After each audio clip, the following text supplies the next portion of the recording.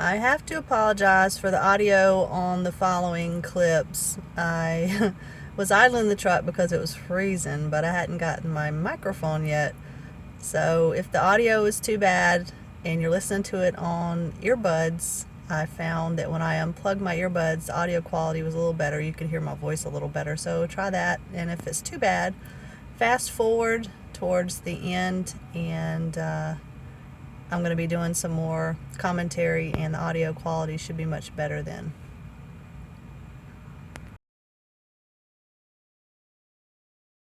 Okay, this is our big oversized load. Yeah, it's huge. It's like 3 inches of overhang on each side, which is the bumper. And then it's like 1.5 inches too tall. So instead of 13.6, we're 13.7.5.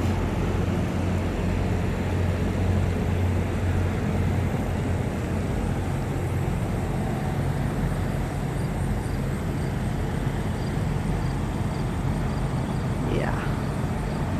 See how this goes.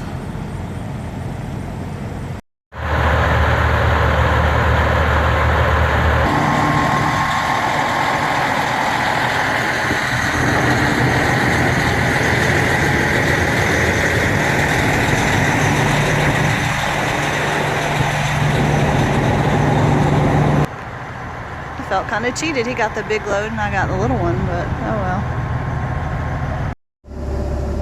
Good morning, everybody. Sorry about the noise. I am coming to you from a very cold Lake Station, Indiana. It's in the 20s. It's about a week before Christmas, and I'm on a wide load with my partner Steve, aka Bad Slime, and we have had so many issues with this load.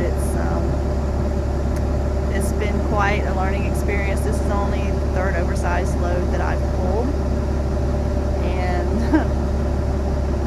it's definitely been interesting. So it started out with the heater motor that I featured in one of the other videos, where I took the motor out and I cleaned the housing and everything.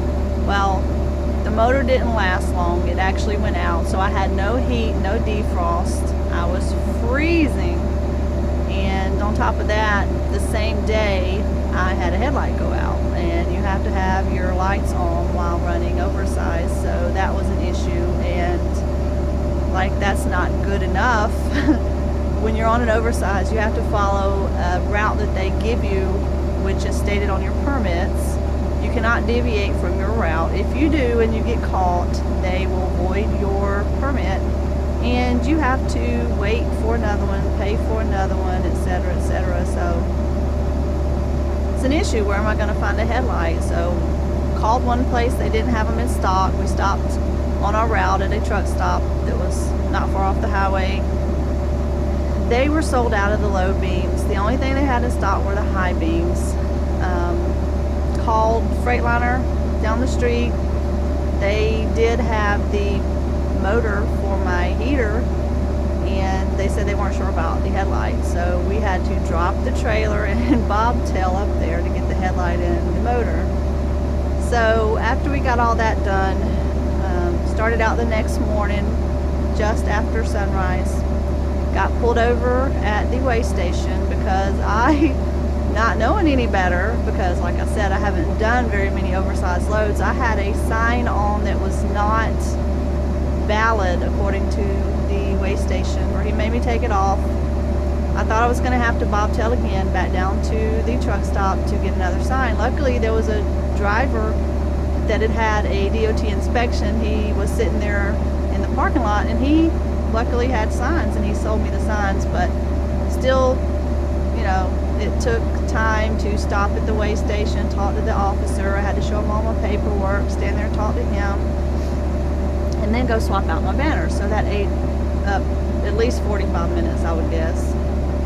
And it's just one issue after another. It was just crazy. One of those things that make you go, do I even want to do oversized loads? I mean, they do pay pretty well, but really, is it worth it?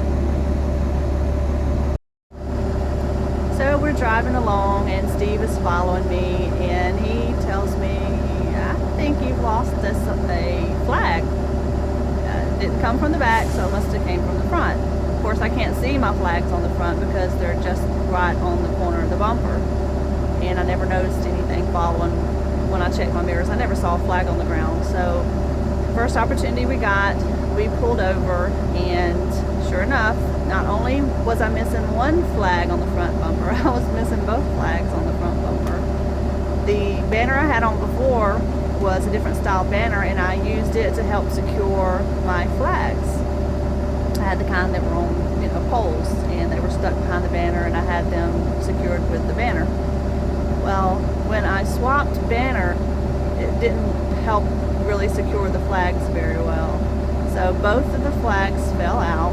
Luckily, I had two spares, different style, but I had two spare flags, so we attached those to get on the road again. And I look in the mirror, and the banner I had just bought earlier was flopping around in the wind. It had broken. So we had to stop and fix the banner, and while we were stopped, we checked our permits and realized we were missing a provision sheet from Illinois. So with all the stopping we had to do, we did not make very good time, and you have to shut down right around dark, and you can't start rolling in most states till around sunrise. There are a few exceptions, but in our situation, it kind of hurt us. We were limited to how many hours we could run, and all these little misadventures ate up a lot of our day. So, more fun. I am freezing my butt off. Like, gloves, hat, everything. Freezing my tail off. The wind is like ice, and I've got to replace my squirter now. My squirter's clogged for my washer, and I need new wiper blades, and more fun on this awesome trip. So when you do oversize, they are going to be giving you your permits, which have your routing on them along with provision sheets. So if you're just getting into oversized loads and you're thinking about going to the truck stop and buying one of those books, don't waste your money. They are like probably 50% of the book is ads trying to sell you stuff. So what I do is I have a 3-ring binder, and I got some of those little plastic sleeves where you can slide the sheets down inside of them. So I have a yellow binder for my oversize, and every time I run an oversized load, I take the provision sheets and I put them in the sleeves. And the more loads you run, the more states you cover, the bigger your book is going to be, and you don't need to waste your money on buying one, because you do one load and you keep it and you can use it again over and over and over again, and everything you need is going to be in those provision sheets. So make sure you read your provision sheets. It's going to be stuff like certain height can only run certain hours, etc., and certain lengths are going to be different provisions for, if you're under a certain length versus if you're over a certain length, and also if you're over a certain height versus under a certain height, there's going to be different provisions for you, as well as overweight. If you're just overweight and that's all you are is overweight, you have totally different provisions. So make sure you read your provision sheets thoroughly and understand what pertains to you and your particular load.